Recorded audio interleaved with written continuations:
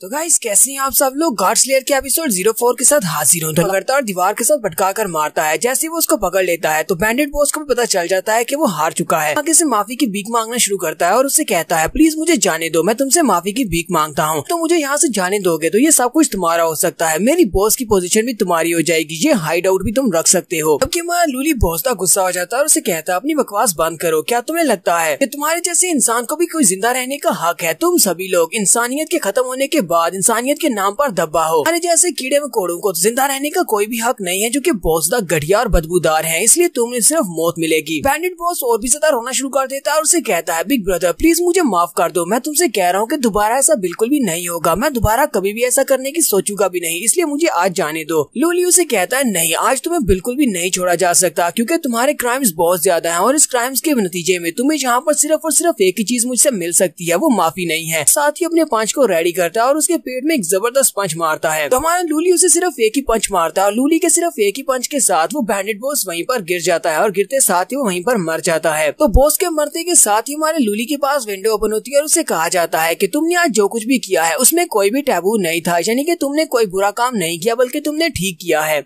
यहीं पर हमारे लूली को उसके सिस्टम्स के बारे में कुछ बताया जाता है कि आज ये किस किस्म का सिस्टम है। तो उसका सिस्टम लकी सिस्टम है जो कि किस्मत के ऊपर बेस करता है। अगर एक दिन उसकी किस्मत अच्छी है तो उसके साथ सब कुछ अच्छा होने वाला है, अगर उसकी किस्मत बुरी है तो उसे अपनी किस्मत को बदलना होगा वरना वो मर भी सकता है। सिस्टम उसे कहता है अगर तुम बहुत ज्यादा लकी हो तो ये बहुत ही अच्छी बात है, लेकिन इसके साथ मिस फॉर्चून भी आ सकती है, यानी कि बुरा भी हो सकता है। अगर तुम बहुत ज्यादा अनलकी हो तो इसका मतलब ये है कि ये बुरी चीज है, लेकिन इसके साथ साथ तुम्हें बहुत कुछ अच्छा भी मिल सकता है। लूली अपने सिस्टम के अंदर होता है जहाँ पर उसके सामने गार्ड होता है जो कि रिवर्स गार्ड होता है। रिवर्स गार्ड उसे कहता है तुम्हें अपनी फॉर्चून को यूज करना होगा मिस फॉर्चून से बचने के लिए, यानी कि अच्छे वक्त को बुरे वक्त से निकलने के लिए इस्तेमाल करो। ठीक है, साथ ही हमारे लूली की आंखें बंद हो जाती है, वो वहीं पर बेहोश हो जाता है। तो नेक्स्ट सीन में जब उसकी आंख खुलती है तो वो दोनों लड़कियां उसके पास होती हैं, वो छोटी वाली प्रेग्नेंट लड़की और दूसरी लड़की, दोनों इसे उस फैक्ट्री के अंदर से बाहर लेकर आई है जहाँ पर उन बैंडेट्स ने इनको रखा हुआ था। वो लड़की फिर से हमारे लूली के पास होती है, वो उसे कहती है क्या तुम ठीक हो? लूली उठ के बैठता है और कहता है क्या हुआ, वो सारे बैंडेट्स कहाँ पर चले गए? तो वो लड़की उसे कहती है जब तुमने उस कमीने बॉस को मार दिया तो उसके बाद तुम बेहोश हो गए थे, हम दोनों अकेले यहाँ से बाहर नहीं जा सकती क्योंकि हम दोनों लड़कियां हैं और बाहर बहुत सारे मॉन्स्टर्स हो सकते हैं, इसी वजह से हम तुम्हारे पास ही बैठी हुई हैं ताकि तुम उठ जाओ। लूली अपने कपड़ों की तरफ देखता और कहता है क्या तुम दोनों ने मेरी हेल्प की है नए कपड़े पहनने में? तो लड़की उसे कहती है ये तो कुछ भी नहीं है, हमें तुम्हारा शुक्रिया अदा करना चाहिए कि तुमने हमारी जान बचा ली, तुमने हम दोनों की जान बचाई है, तुम्हारा बहुत बहुत शुक्रिया। लूली उसे कहता है मुझे एक बात बताओ, कहीं तुम इस सारी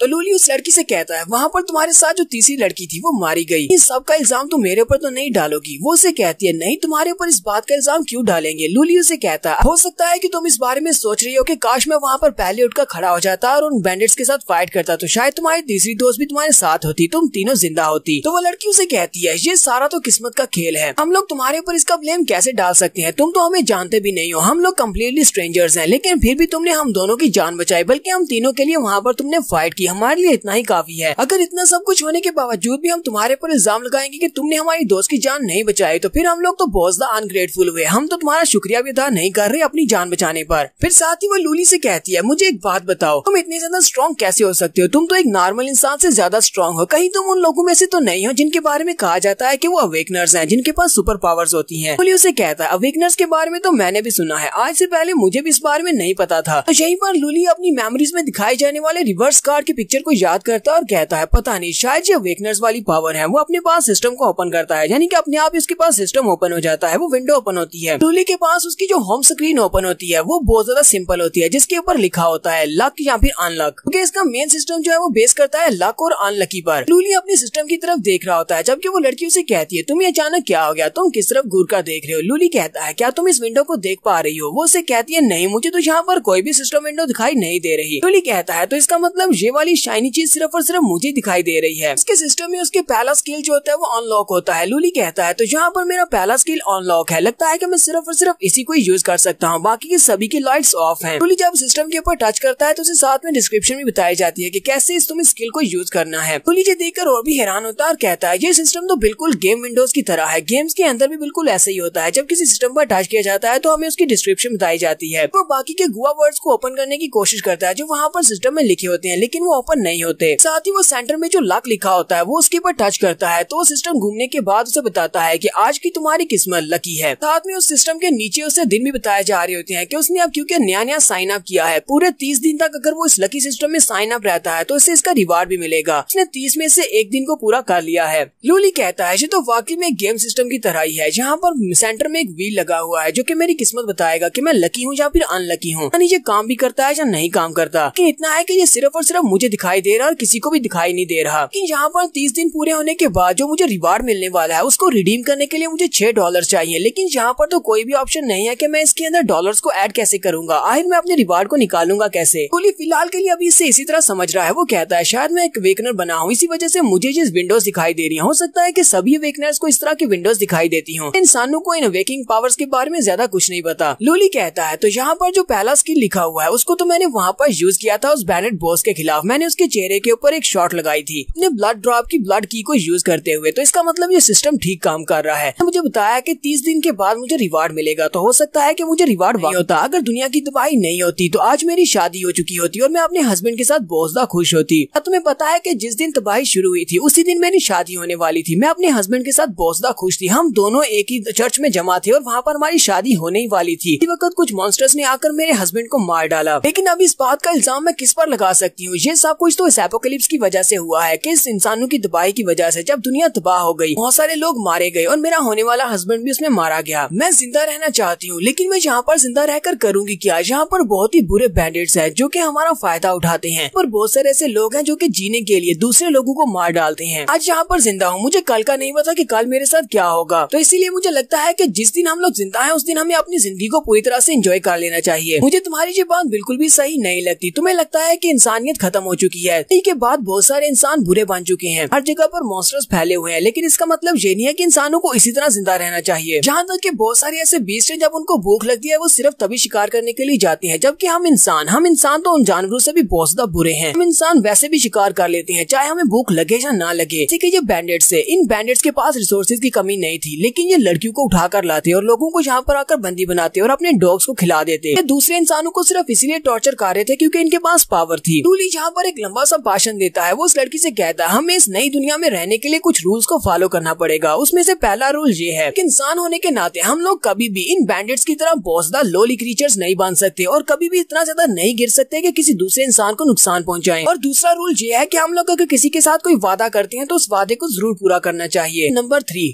3 के ऊपर जाकर वो अटक जाता है, उसे कुछ भी याद नहीं आ रहा होता। वो उसे कहती है अब क्या हुआ, क्या तुम बताने वाले हो? उसे कहता है नंबर 3 मुझे याद नहीं आ रहा, जब मुझे याद आएगा मैं तुम्हें बता दूंगा। वो लड़की भी आगे से हंसना शुरू कर देती है। फिर साथ ही वो उसे कहती है तुम्हारा बहुत बहुत शुक्रिया, तुमने हम दोनों की जान बचा ली। साथ ही वो उसे अपना नाम बताती है। वो उसे कहती है मेरा नाम लीरू है। इस छोटी लड़की को तो तुम जानते ही हो, मैंने तुम्हें इसका नाम बताया था, इसका नाम जाओटाओ है। हम लोग इस लड़की से मिले थे, ये पहले ही पागल हो चुकी थी, इसका नाम नहीं पता, इसी वजह से हम इसे जाओटाओ कहते हैं। लूली भी उसे अपना नाम बताता और कहता है मेरा नाम लूली है। फिर उसे कहती है तो सर लू या फिर आपको वॉरियर लू कहूँ, मुझे ये बताओ कि अब आगे का क्या प्लान है, आगे तुम क्या करने वाले हो? यहाँ पर हम लोग अपनी एपिसोड 04 का एंड करेंगे। तो नेक्स्ट एपिसोड में देखेंगे कि हमारे लूली का आगे का क्या प्लान है, कि आगे वो क्या करना चाहता है और वो कहाँ जाना चाहता है और इन लड़कियों का क्या होगा, ये कहाँ जाएंगे। एपिसोड की एक्सप्लेनेशन अच्छी लगी हो तो कमेंट करके जरूर बताइएगा। चैनल को सब्सक्राइब कर दे, वीडियो को लाइक और शेयर कर दे। शुक्रिया।